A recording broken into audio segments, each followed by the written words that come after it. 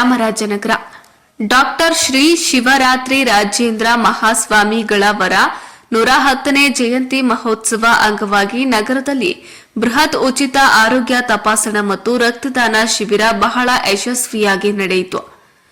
ನಗರದ ಅನುಭವ ಮಂಟಪದಲ್ಲಿ ಅಖಿಲ ಭಾರತ ವೀರಶೈವ ಲಿಂಗಾಯತ ಮಹಾಸಭಾ ಜಿಲ್ಲಾ ಘಟಕ, ಜೆಎಸ್ಎಸ್ ಸಮುಚ್ಚಯ ಶಿಕ್ಷಣ ಸಂಸ್ಥೆಗಳು, ಚಾಮರಾಜನಗರ ಜೆಎಸ್ಎಸ್ ವೈದ್ಯಕೀಯ ಸಂಸ್ಥೆ ಮೈಸೂರು ಹಾಗೂ ಕಿದ್ವಾಯಿ ಸ್ಮಾರಕ ಆಸ್ಪತ್ರೆ ಬೆಂಗಳೂರು ಇವರ ಸಂಯುಕ್ತ ಆಶ್ರಯದಲ್ಲಿ ಜಗದ್ಗುರು ರಾಜಗುರು ತಿಲಕ ಡಾಕ್ಟರ್ ಶ್ರೀ ಶಿವರಾತ್ರಿ ರಾಜೇಂದ್ರ ಮಹಾಸ್ವಾಮಿಗಳವರ 110ನೇ ಜಯಂತಿ ಮಹೋತ್ಸವದ ಅಂಗವಾಗಿ ನಡೆದ ಬೃಹತ್ ಉಚಿತ ಆರೋಗ್ಯ ತಪಾಸಣಾ ಮತ್ತು ರಕ್ತದಾನ ಶಿಬಿರದಲ್ಲಿ 2,800ಕ್ಕೂ ಹೆಚ್ಚು ಆರೋಗ್ಯ ತಪಾಸಣೆ ಮಾಡಿಸಿಕೊಂಡರು. ಅಖಿಲ ಭಾರತ ವೀರಶೈವ ಲಿಂಗಾಯತ ಮಹಾಸಭಾ ಜಿಲ್ಲಾ ಯುವ ಘಟಕದ ವತಿಯಿಂದ ನಡೆದ ರಕ್ತದಾನ ಶಿಬಿರದಲ್ಲಿ 61 ಮಂದಿ ರಕ್ತದಾನ ಮಾಡಿದ್ರು.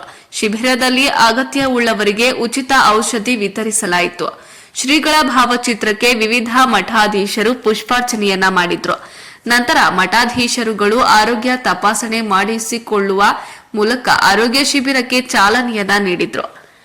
ಹರವೆ ಮಠದ ಸರ್ವಭೂಷಣ ಸ್ವಾಮೀಜಿ ಮಾತನಾಡಿದ್ದು, ಡಾಕ್ಟರ್ ಶಿವರಾತ್ರಿ ರಾಜೇಂದ್ರ ಶ್ರೀಗಳು ತಮ್ಮ ಜೀವಿತ ಅವಧಿಯಲ್ಲಿ ತಮ್ಮ ಜೀವನವನ್ನೇ ಬಡವರ ಶಿಕ್ಷಣದ ಏಳಿಗೆಗಾಗಿ ಮುಡಿಪಾಗಿಟ್ಟಿದ್ದರು ಎಂದು ತಿಳಿಸಿದರು.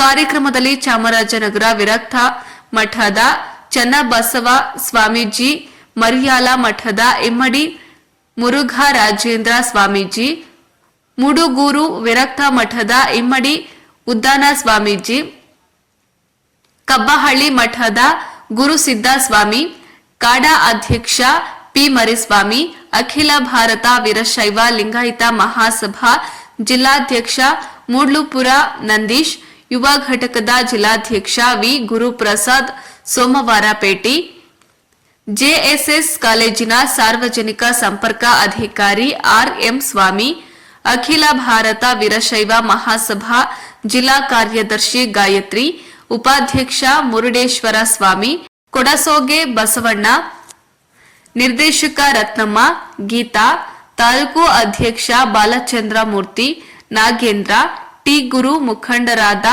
ಕೊಡಸೋಗೆ ಶಿವಬಸಪ್ಪ, ಬಿಕೆ ರವಿಕುಮಾರ್ ಇತರರು ಹಾಜರಿದ್ದರು. ವರದಿ ಹೊಮ್ಮ ನಂಜುಂಡ ನಾಯಕ, ಪ್ರಜಾಪವರ್ ಟಿವಿ, ಚಾಮರಾಜನಗರ.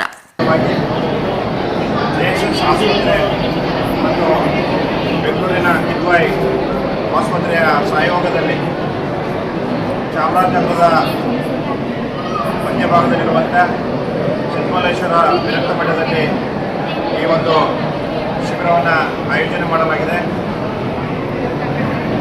ಇವತ್ತು ಸಾವಿರಾರು ಜನ ಶಿಬಿರಾರ್ಥಿಗಳು ಇದರ ಅನುಕೂಲವನ್ನು ಪಡೆದುಕೊಳ್ಳಲಿದ್ದಾರೆ.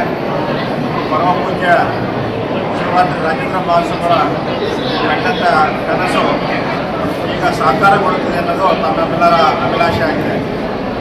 ಪರಮ ಪೂಜ್ಯರು ತಮ್ಮ ಜೀವಿತ ಅವಧಿಯಲ್ಲಿ ತಮ್ಮ ಜೀವನವನ್ನೇ ಬಡವರ ಶಿಕ್ಷಣದ ಏಳಿಗಾಗಿ ಮುಡುಪಾಗಿಟ್ಟಂಥವರು.